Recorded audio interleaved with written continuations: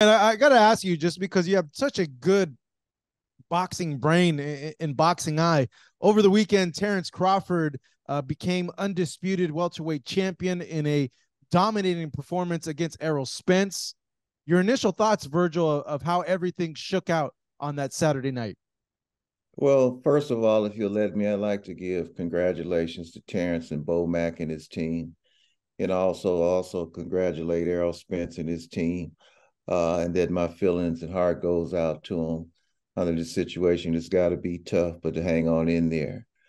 Um, Watching the fight, I think, in my estimation, it just became an issue of who had the better timing. I know Errol said that his timing was off, but I don't know how many times he's faced fighters who has great timing coming back at him. And that could be the reason why and make you think that your time is off because all of a sudden you get in touch with things you normally wasn't getting touched with before. I know Sean Porter had early success touching Earl with pretty much clean shots and everything. Kind of had him just a little befuddled. So I don't know if it was the time, if that was him being completely off, or just Terrence, who I said in an earlier interview, he's always in the gym. He's always working on his craft. He doesn't have any bad habits. He's never abused his body. So years and years and years of that. And then also remember, one advantage of going through the weight classes is that you come up fighting faster guys. So you can carry that into a higher weight class. You come up fighting faster guys. So you started out quick and you took the quickness and you also was able to take the power with you. So it was apparent that he had superb timing and but the main thing is to kind of echo off what Teddy Atlas said, because so many people, great trainers and great boxing minds have said this. Crawford has eyes. He can see. And when you can see, things become slow to you because speed is in the body, quickness is in the mind. And when you could process things quicker, it becomes much slower to you. It's just like a great high average baseball hitter. It's like a great running back. When he could see, those holes become bigger to him that appear smaller to somebody else. So I think if we're going to make it all even across the board, physicality, preparation, and everything like that, I think that the timing was the biggest difference in my estimation. Okay, so a big thing that was talked about in the fight was Crawford's ability to take away the jab or an effective jab of Errol in the fight. You breaking it down with your trainer eye, how was he able to do that? Well, he was parrying the jab and jabbing back at the same time. So when you parry an incoming jab and jab yours back, it takes a split second slower for the guy's jab who's being parried to get it back in position, particularly if he's not used to getting his jab parried. So if you would look at the fights when Crawford would counter off Errol's jab, you would see that he would parry it with his left hand, that he would pin it in, that he would push it over, and he had the ability and rhythm to time it and throw his at the same time. So he would beat him back into position with his jab. Then the ability to turn short. For whatever reasons, Errol's legs have gotten much wider over his career. And when your legs are wide like that, you have to dip under your legs to get your body back under you to make a turn, whereas Crawford's legs are constantly under him. So all he has to do is just turn. So I think that threw him off a little bit. Just the subtle movements, the movements that make a big difference. It's a passage in the Bible that says the little fox has spoiled the vine. So it's the little things in boxing that makes a big difference. Mm, mm. Overall, I was just surprised about how dominant he was in the fight. Did that take you aback? Because I know a lot of people expected this to be a 50-50 fight. I would have to say somewhat. I was surprised at how easy he was able to get off his shots that really counted. But again, I did an earlier interview with I can't think of it. What's the announcer for Showtime? The Morrow, Brian, no, Al. The Hispanic kid. Oh, Abner. No, no, no, no. Raul. The one that hosts the fighters entrance. The Oh, not sure, but fighters, we get the gist. One of the Showtime announcers. yeah, one of the Showtime announcers. I told him that Crawford had spent 2 or 3 days down in my gym visiting Andre, and of course he came to work out. And I don't know if he remembers, but I was padding and I was amazed at the snap that he had in his punches. And I brought that point up that he had great snap in his punches and that it was a whipping effect. And when you get hit with a punch like that, it could light you out real quick. It could light you out real quick. And if you look at the punches that counted, each one of them had snap on it. That jab that knocked him down, if you look at the snap at the end of that jab, it completely twisted Errol's neck around. So it was a concussive jab. It was concussive. If you look at the uppercut that he caught him with along the ropes that knocked him over, look at the follow through on it. He completely snapped it over. So, and then the right hook that put him down, it was a snap shot right on the temple. So I had kind of mentioned that. I don't know if they took it to heart, anything like that. I don't know if his power was underestimated. I said that he was built from the ground up, that he was very physically strong, uh, because I've been a high-end athlete myself in a few sports, and I know that type of build, and I know that type of physicality, and the way he's built. He's got that African blood running through him, and he's built from the ground up. He's not built from the shoulders down. He's built from the ground up. I don't know if you ever played basketball, but the biggest guard, the guards that gave me the most problems when I was playing was that 6'5", 5'11", 190 point guard that you couldn't move off the block because he was built from the ground up. So I kind of put that out there too, just to let them know what they were coming up against. But whether it took it to heart or not, I don't know. Yeah, that was a big question coming into this fight. I feel was how would Terence be able to take the power of a supposed bigger guy? No, he was bigger. Errol's a bigger guy than Terence, but how we would take that power. But I've always said this about Terence too, because I just know he used to wrestle, and I know like wrestlers' strength, they always say is different. It's just different because day in and day out, you're going against bigger guys and you're throwing them around. And when I found out years and years ago that Terence used to wrestle, and then hearing like, oh no, this dude's a lot stronger than what he is, like I knew instantly, like, oh, he's wrestler strength. Like I've seen that in the gym day in and day out. But no, yeah, you're right. Like the perceived smaller guy was the stronger guy. And he was a state level wrestler. Mm. Well, he has more leverage in his strength. You see, Errol couldn't push him back and shove him back like he normally shoves people back because they're boxing from the shoulders down. Their strength is from the shoulders down. If you do the wrong strength and conditioning work and you neglect your legs and not doing bodybuilding leg exercises, you have to do ring leg exercises. You have to strengthen your legs in the ring. You get fighters that can run straight for 5 miles, but if you had them go lateral for 10 minutes each side without stopping, they can't do it.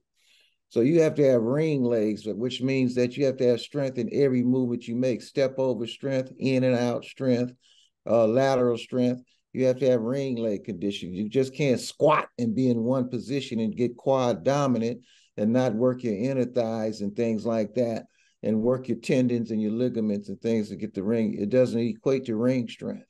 Mm. You being a trainer, Virgil, was there anything else that popped out to you in the fight?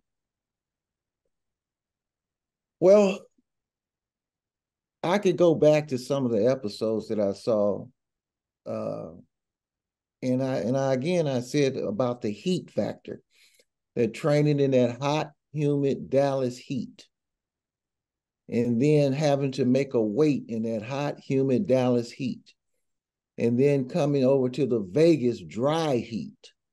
It's got to take a double toll on you. If you notice, Errol, after most workouts, he would flop down in front of that fan when you would look at the episodes, which means that he was just exhausted. So that means you're leaving the gym with nothing. So you're not going to come back with everything. So each day you're leaving a little bit in the gym, you're leaving a little bit in the gym. I don't know if this is true, but a source told me that a week before the fight in Vegas, that Errol ran Mount Charleston for 5 miles. Now, Mount Charleston is high elevation. I don't know if you're familiar with Mount Charleston in Las Vegas. Yeah, I've been there with Sean actually. Right.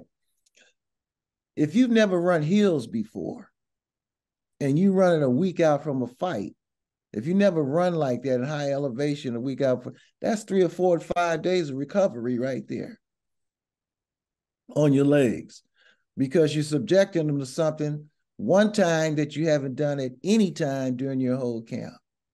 So all of a sudden your legs are like, what's going on? What's going on? I got to recuperate. So that's not making excuses for Earl. I'm just saying these things. I don't know how true it is. This is just what a source told me. But if it is true, I could definitely see his legs not being there on fight night a week out. That's a little too much. But again, going back to the heat, for a fight after you weigh in, you can replenish yourself, but it takes another level to rejuvenate yourself. You can rehydrate, but the next step is to rejuvenate. And the rejuvenation comes from having rest days in camp, not grinding every single day. You have to trust your body. Once you get in condition, and I'm just talking about what I used to do with Andre and things like that. I can't say it for everybody but once you get in condition and you start looking real sharp in camp, now you start cutting days out of the training and you start adding rest days, because that's where the strength comes. That's where the stamina comes. And people say, well, you got to make a weight.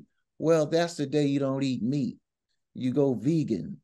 You go eggs, you go avocado, you go Ezekiel toast, things like that. You take walks, but you rest a full day.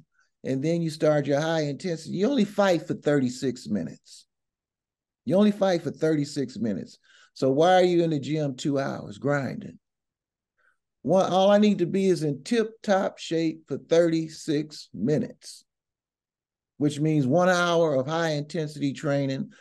Once I'm in top condition, and usually they'll start peaking 3 weeks out before a fight and things like that, here comes the rest days. So I have a low-intensity day where I get instruction and things like that, where I'm going maybe 50, 60%. And that might go an hour and a half because I'm stopping and going. Then the next day I'll go high intensity straight through, hit the heavy bag, skip rope for 15 minutes straight, hit the heavy bag for 15 minutes straight, hit the pass for 15 minutes straight, do some form of ring work with my legs for 15 minutes straight, and I'm out without stopping. Just go right through it, high intensity, and I'm out. So I don't know if the training sessions were grueling. I do know that if I was in Dallas and had a fight of that magnitude, I would have got out of that heat. I would have got out of there, because if you look at his age and the time Errol makes weight, been making that weight, it can't be good for you to go into two different types of heat. It just can't be. Crawford was in Colorado Springs. I don't think the heat up there got no higher than in the mid-high 70s this time of year. A lot of people have said that didn't look like Errol. A lot of people have suggested online that maybe the weight cut affected him and it just caught up with him finally. On Errol's Instagram, he wrote, he's at 154 now. He had been talking about moving up to 154. Do you think the weight cut had anything to do with the performance, or was it, stop with all this stuff? It's just Crawford is a special fighter. He's always been special. The better man won. We're in no business where we can make excuses. We're in no business where we can always troubleshoot in our own mind, and Errol has the right to do that because he's the only one that really knows. But as far as the whole show, as far as the whole presentation, the lead up to the fight and everything, we can't bring no excuses in at all. It is what it is, and we have to assume that that's what it was going to be. So it's one thing that we're guilty of in boxing. We always troubleshoot why this happened. And usually that's the people who picked one guy or the other guy to win. And so when their guy loses, now they're going to start finding reasons why he lost. Errol didn't give an excuse, although he'd been saying he's going to move up to 54. I don't take that as an excuse why he lost a fight. Uh, he has a right to move up to 54. He has a right to say that, but he didn't take any credit away from Crawford. Crawford said he can move to 54, so it shouldn't be anything that would impede a second fight if it's going to be one. Um, but you have to give all the credit to Terence Crawford and his team, because I saw skill win that fight. I didn't see the lack of what Errol. It might have been, if it would have been somebody else in there, it might have been the same Errol. He started out the same Errol in the first round. He started out the same Errol. So if it had been anybody else in there, it'd have been the same Errol. But now we got a guy who can move back just out of range and move back in range just in the blinking of an eye. Now we got a guy that when you step two, he can step over and counter you at different angles. So we can't say that it was the weight cut. And it's not acceptable in the sport if the sport's going to be respected at all. He'll get another opportunity to troubleshoot the situation. And if he comes out on top, then he has a point to prove. There's a conversation to be had about the first fight if he comes out on top. But then you'll have Crawford fans saying that Crawford's not a real 154, just like they're saying he wasn't a real 147. So I think they should just leave him. If they box at 54, whoever wins, give them the credit, respect the loser, and leave it at that, and not find reasons why they lost or why they won. Yeah, I was left speechless, honestly, when the fight was finished, because I was just in awe of how much of a master class Terence put on. And for a fight of that caliber, he had, like, on the biggest stage, like, he showed why he's special. And if there was ever a fight where he needed to show separation or show why he's been that guy that everybody has said he was, that was it, and he did it. Given that, Virgil, Let me say one more thing. You yeah, have to realize that Terence has been ridiculed for several years about yeah. being scared of fighting Errol. So that has to eat at you. That has to eat at you. Errol has confronted him at fights and things like that. It's been on tape, it's been on social media and things like that. And Terence is taking it all in. He sucked it up. He's taking it all in. He took it like a man. But you can never underestimate one person's resolve. And when that opportunity came, he has the physical ability to take it to another level. Just like the NBA greats in a playoff game, you see another level go up, and he has that ability to take it to another level. So if you add in all the years of taunting, all the years that you scared, you hide behind your promoter, this and that, take less money, uh, things like that, the purse not being right, or you just scared and things like that. Um, you left a lot of resolve in the man. You left a mountain of determination into the man. So of course on fight night, he's gonna be somebody you're gonna have to show me. You're gonna have to beat me. And you can see he did his homework. They did their homework. They found out the tendencies and they capitalized on the tendencies. Given that, then, given how this first fight played out, should they rematch, in your opinion, Virgil? Oh boy. Um, Looking at it from the fighter's perspective, I think a rematch is in order if the fighter wants it. Um, Again, it's like I said in the first interview I did, and Roy Jones did an interview a couple of days ago, but I had said it before. Getting thrown out of a car like that, not only did you get thrown out of the car going over 100 miles an hour, you were intoxicated. So that's a double whammy. That right there is like a running back taking 10 years of all-pro linebacker hits 15 to 20 times a game. The collision, just that one situation that traumatized you like that. I don't know, how long was he in a coma? Oh, I don't know, to be honest. I think it When was you a few days. when I had that health scare, I was in a coma. Mhm. And a coma takes a lot out of you. It took me a year to get right, to get my sense of, and I wasn't in a wreck. I wasn't traumatized physically. To get my balance and my sense of balance right and everything right, just coming out of a coma. And the doctors told me that. I had to learn how to walk again, being in a coma 7 to 8 days. That's what it takes out of you. You got to learn how to walk again. So to be in a coma, then have the reconstructive surgery, I was just shocked at the color of his face.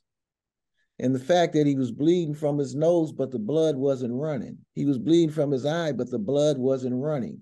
He was bleeding from his mouth, but his lips puffed up instead of the blood running. It was like it was just clotting, like there was a normal blood flow passages in his face. I don't know, did he have reconstructive surgery on his face? I believe so. He did. So you got to look at that situation because of the way he puffed up. So those are concerns. Those are medical concerns to me. Then on top of the trauma of the wreck, and then all the training for the next two fights, the sparring. I heard that he spars 15 rounds and things like, even if he had a headgear on, he's sparring those many rounds, even if you blocking the punches and they hitting you, sparring those many rounds, coming off of that type of trauma and then getting hit with those type of shots. If it was me, I wouldn't, if he was my guy, I would tell him, look, this is what you possibly could face. You could end up shuffling the rest of your life. But I can't make a decision for you. All I could do is give you the best advice, seek the best advice, seek the best ways to figure out that this doesn't happen again. There's definitely got to be some changes made. We can't go in the same way, but give yourself time. Do not jump back into that fight this year. Give yourself time. If you need to stay in condition, you could come to the gym after a couple of months and stay in shape. You can box 4 or 5 rounds with a guy, then maybe we'll get a guy in there and simulate a fight with regular fight gloves on for 4 or 6 rounds, simulate a fight and things like that. But do not go back in there this year. That's what I would recommend. But Does who it? am I? Yeah. Does it look any different at 154, in your honest opinion? It's hard to predict. You can only predict it after the fight is over. I'm not wanting to predict the future. I'm sure he'll feel much better at 54. I'm sure he'll feel much better at 54.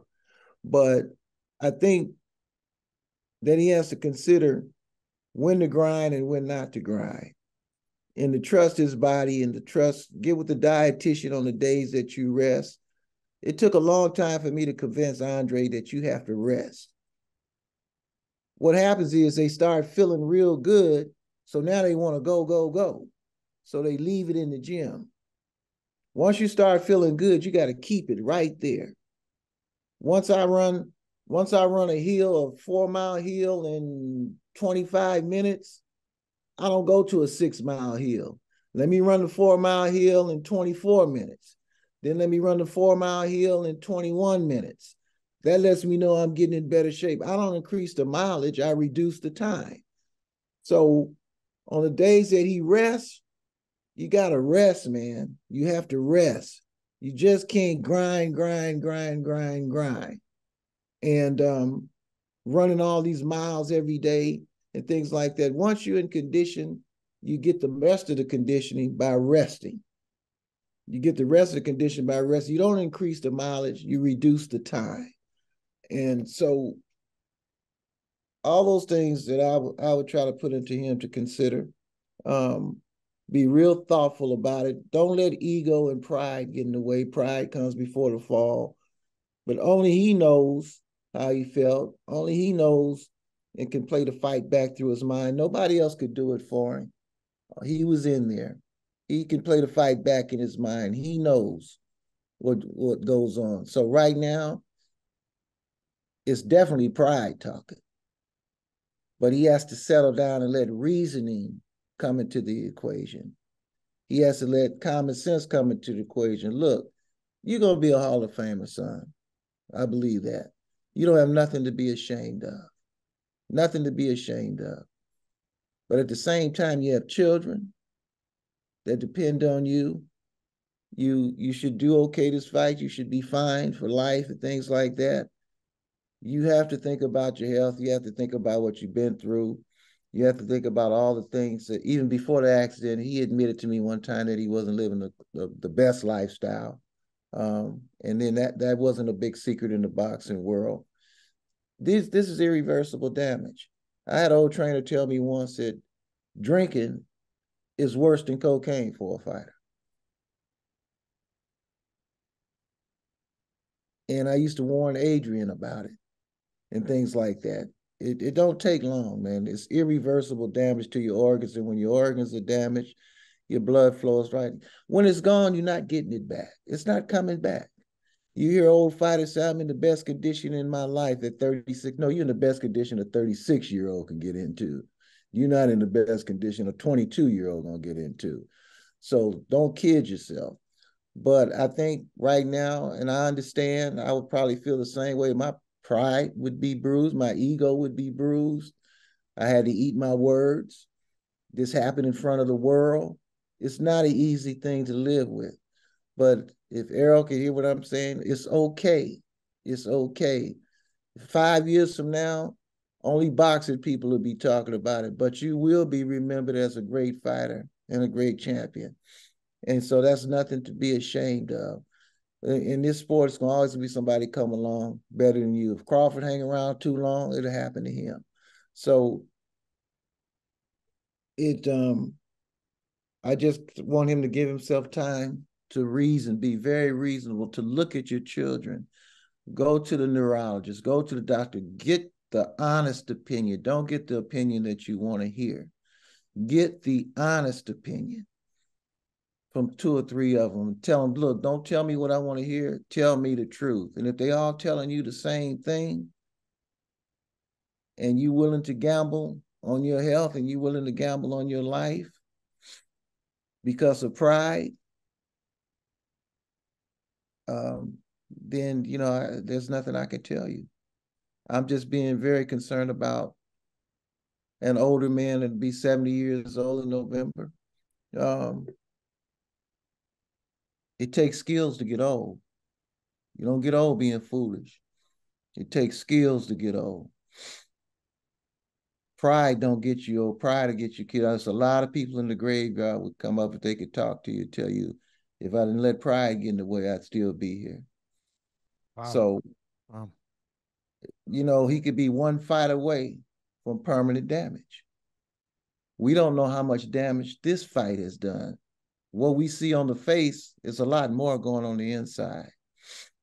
He has to pay attention. His parents has to pay attention to his speech patterns, his walk patterns, his reactive patterns. He needs to be tested neurologically. He needs to be tested. He needs to go through a battery of tests, brain scans, things like that. He needs to cover all the bases. Don't play with your health. Don't play with your life. You got a full life ahead of you. When you got into this business, you knew it was a short career. You knew it was a dangerous career. It's a career that people have died in.